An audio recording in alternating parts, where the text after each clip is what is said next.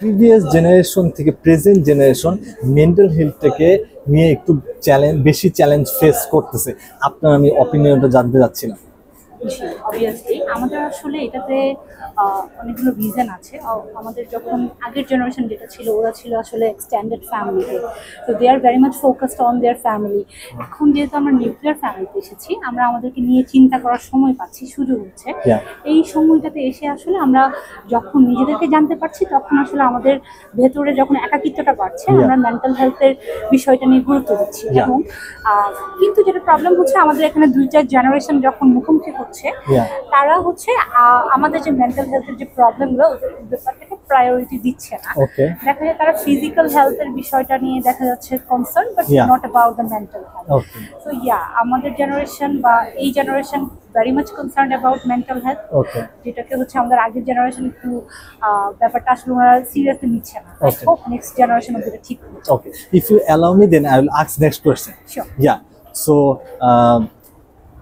our social মিডিয়ায় mental health ইস্যুটাকে নিয়ে কোনো ধরনের পজিটিভ বা নেগেটিভ ইম্প্যাক্ট পড়তেছে, আপনি কি মনে করেন? জি, সোশ্যাল মিডিয়ার যে কন্টেন্টগুলো আমরা ইদানিং দেখতে পাচ্ছি, এটার আসলে পজিটিভ নেগেটিভ দুটো ইম্প্যাক্টই আছে। তবে আমার কাছে মনে হচ্ছে আসলে নেগেটিভ ইম্প্যাক্টটা ইদানিং বেড়ে যাচ্ছে। এটার একটা রিজন হচ্ছে আমাদের স্ক্রিন টাইমিংটা বেড়ে যাচ্ছে। আমরা স্ক্রলিং করছি বেশি, আমরা অ্যাটেনশনটা ধরে রাখতে পারছি না। ফর এক্সাম্পল, আমি যদি আমার কথাও বলি, আমি দেখা যাচ্ছে যে আমার একটা কাজে মনোযোগ দিতে আমার টাইম স্পেন্ডটা কমে যাচ্ছে, কারণ আমার স্ক্রলিংটা আসলে বারবার হচ্ছে, রিলস গুলো শর্ট হচ্ছে, আমরা লং ভিডিও দেখতে পাচ্ছি না। সো এটার একটা নেগেটিভ ইম্প্যাক্ট কিন্তু আমাদের মানসিক হেলথের উপরে পড়ছে।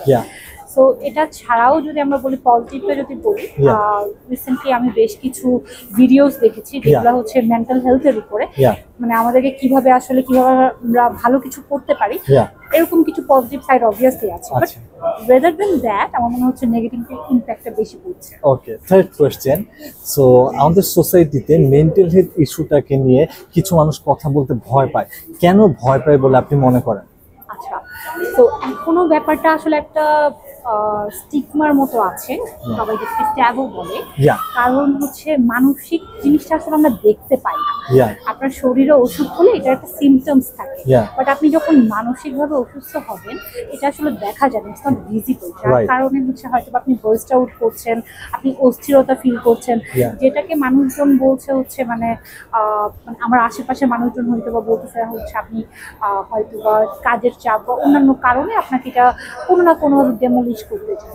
বাট যার কারণে হচ্ছে আপনার বিষয়টা তেমন ভাবে আসলে ফোকাস করা হচ্ছে। ওকে, দিস ইজ মানে মানুষজন মনে করছে এই ব্যাপারে যদি আমি কথা বলি, তাহলে হয়তো বা ওরা আমাকে পাগল ভাবতে পারে। এটার এখন একটা ট্যাবু রয়ে গেছে। Right, this is one of the last final one question. So mental health issue নিয়ে, প্রবলেম নিয়ে কেউ যদি আপনার কাছে হেল্প চায়, অ্যাট ফার্স্ট তাকে আপনি কোথায় যেতে সাজেস্ট করবেন? At first, I will listen to him or her first, obviously. যদি আমার কাছে মনে হয়, I will counsel him or her. I will do my best to do that. But rather than that, if he needs any kind of professional help, I will suggest him to go there. Obviously. Thank you very much for your time. Done.